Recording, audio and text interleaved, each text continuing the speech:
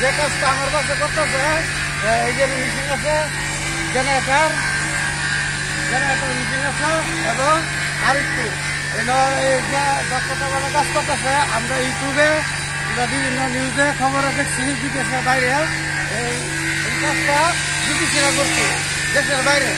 এবং এই কাজটা আমরা বাংলাদেশের লোকে করতেছি। খুব সুস্থভাবে করতেছে, কাজটা খুব সুস্থভাবে করতেছে আমাদের বাংলাদেশের লোক। ওনার বাসায় হলো গাইবান্ধা। তার মানে কাজের দক্ষতা খুবই ভালো, সব কিছু ঘুরে হইতেছে, কাজের জিনিস ভালো, সুন্দরভাবে কাজ করতেছে। এটা কোনো নাট বল্টুর কারবার নাই, খুব জ্বালা দিয়া কাজ করতেছে, খুব ওকে সুন্দর কাজ হইতেছে।